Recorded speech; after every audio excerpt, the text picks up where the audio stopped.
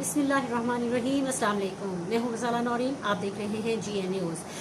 नाज़रीन, चीन और अमेरिका के माबैन कशीदा सूरत हाल में मज़ीद इजाफा होता जा रहा है। दोनों ममालिक के माबैन कशीदगी मज़ीद बढ़ रही है।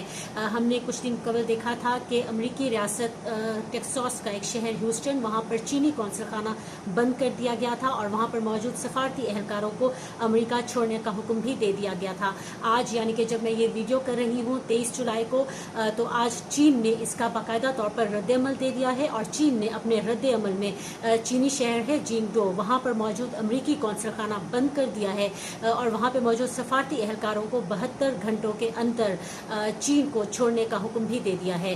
ये सफारत खाना जो कि आज जिंगडो में बंद किया गया है, 1985 में काम किया गया था। 200 के करीब एहलकार यहाँ पर काम कर रहे थे और यहाँ पर मौजूद सफारती एहलकारों को आज ये भी कहा गया है कि वो 72 घंटों के अंदर अंदर चीन छोड़ दें। दूसरे अल्फाज में उनको मुल्क बदरी का हुक्म दे दिया गया है। इसके साथ ही आज चीनी वजारत खारजा की जानिब से एक बयान भी जारी किया गया जिसमें यह कहा गया कि चीन का ये इकदाम भारत के नामुनासिब इकदाम का मुनासिब जवाब है। चीनी वजारत खारजा की जानिब से जो जिस हवाले से बयान दिया गया उसमें यह कहा गया कि चीन और अमेरिका के माबैन जो मौजूदा कशीदा सूरत हाल है, चीन कभी भी ये सूरत हाल नहीं चाहता था। इस सूरत हाल की तमाम तर जिम्मेदारी सिर्फ और सिर्फ अमरीका पर है। आज चीनी वजारत खारजा की जानिब से इस हवाले से एक नहायत अहम जो बयान में अहम बात शामिल की गई वो ये है कि अगर अमेरिका ने अपना जो अमेरिका के गलत फैसले हैं अमेरिका ने उन्हें वापस ना लिया तो जो आइंदा नताइज है उनकी जिम्मेदार सरासर अमेरिका की हुकूमत, अमेरिका होगा या अमेरिकी हुकूमत होगी।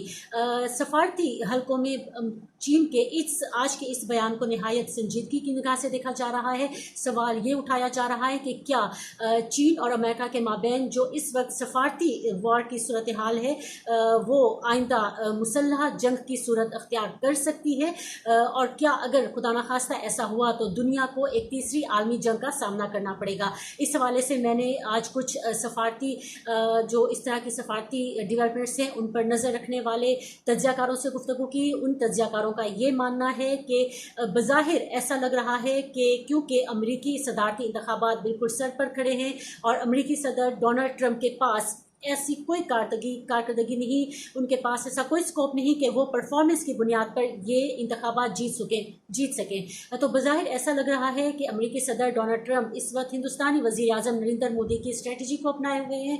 हमने माजी में ये देखा कि हिंदुस्तानी इंतखाबात के दौरान नरेंद्र मोदी की जानिब से भी यही कोशिश की जाती थी, उनकी जानिब से भी पाकिस्तान के खिलाफ फर्जा सराई की जाती थी, फॉल्स फ्लैग ऑपरेशन किए गए ताकि वो अपनी अवाम की हमदर्दियाँ ले सकें। बज़ाहिर ये लग रहा है कि अमरीकी सदर डोनाल्ड ट्रंप के इन इक़दामात, इन बयानात के पीछे अमरीकी सदारती इंतखाबात हैं और ये है मुमकिन है कि इसके बाद वो मज़ीद कोई ऐसा अमल ना करें और अमरीकी सदर सिर्फ ये चाहते हों कि उनके और अमरीका के माबैन ये सफारती जंग जिसका बाकायदा आगाज़ एक प्रोपेगेंडा वॉर से हुआ था, इसके बाद हमने देखा ये प्रोपेगेंडा वॉर ने मीडिया वॉर की शक्ल अख्तियार की, फिर उसके बाद इकनॉमिक वॉर में दोनों ममालिक गए और अब दोनों ममालिक एक सफारती जंग के अंदर दाखिल हो चुके हैं। लेकिन इम्कान ये है कि इन दोनों ममालिक के माबैन ये सफारती जंग यहीं पर रुक जाएगी और अमेरिका अब होश के नाखून लेगा। अमेरिकी सदर डोनाल्ड ट्रंप कोई ऐसी कार्रवाई नहीं करेंगे कि जिसके बाद चीन मजीद रिटेलिएट करने पर मजबूर हो जाए।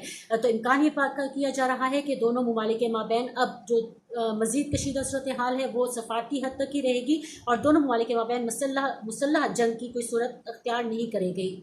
ये एक अहम स्टोरी थी जो मैंने चाहा आपके तक पहुँचाऊँ। एक और जो अहम डेवलपमेंट हुई है अफ़गानिस्तान के हवाले से, तालिबान ने बैनुल अफ़गानी मुज़ाकरात जो कि ईद के फौरी बाद हो रहे हैं उसमें शिरकत के लिए मशरूत आमादगी ज़ाहिर कर दी है।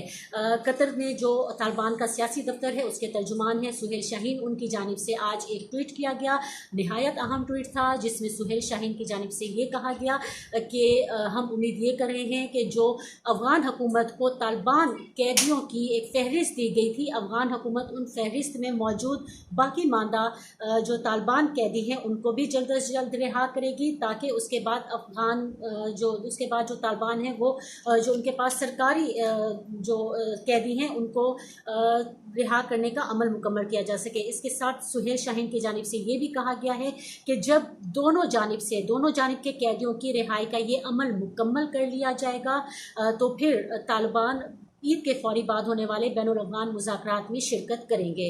बैनुल-अफ़गान मुज़ाकरात ईद के बाद जो मुनक़िद होने हैं नहायत अहमियत के हामिल हैं।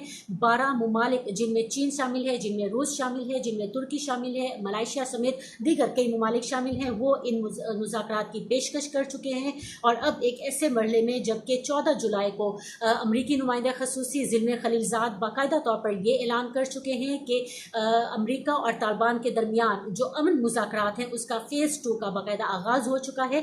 तो ये जो बैनुल-अफ़गान मुज़ाकरात हैं नहायत अहमियत के हामिल हैं और इम्कान ये किया जा रहा है कि अब तक जो कि अफ़गान हुकूमत 4000 के करीब तालिबान कैदियों को रिहा कर चुकी है। मज़ीद कोई तकरीबन 600 के करीब तालिबान कैदी इस वक्त भी अफ़गान हुकूमत के पास हैं। तो इम्कान ये पाया जा रहा है कि ईद के दौरान अगले कुछ दिनों में वो तालिबान कैदियों को भी रिहाई का अमल मुकम्मल कर लिया जाएगा, जिसके बाद तालिबान भी अपने पास मौजूद जो उनके पास अफ़गान हुकूमत के सरकारी जो उनके पास मौजूद कैदी हैं उनको रिहा करेंगे। और जैसे ही ये अमल मुकम्मल होगा उसके बाद दोनों ममालिक उसके बाद जो एक बैनुल-अफ़गान मुज़ाकरात हैं उसमें तालिबान शिरकत करेंगे। तालिबान का शिरकत करना इन बैनुल-अफ़गान मुज़ाकरात में नहायत अहमियत का हामिल है। अफ़गान अमन मुज़ाकरात की कामयाबी के लिए ये बहुत ज़रूरी है और हम ये जानते हैं कि अफ़गानिस्तान में अमन पाकिस्तान के अमन के लिए बहुत ज़रूरी है। अफ़गानिस्तान और पाकिस्तान का अमन एक दूसरे से जुड़ा हुआ है। तो हम ये इम्कान कर रहे हैं कि अफ़गानिस्तान में अफ़गान अमन मुज़ाकरात की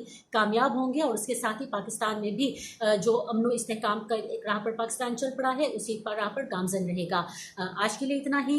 किसी अगली वीडियो तक के लिए मुझे इजाज़त दीजिए, इस दुआ के साथ कि आप जहाँ रहें खुश रहें, सलामत रहें और इस दरख्वास्त के साथ कि मुझे भी अपनी दुआ में याद रखिएगा। अल्लाह हाफ़िज़। पाकिस्तान ज़िंदाबाद।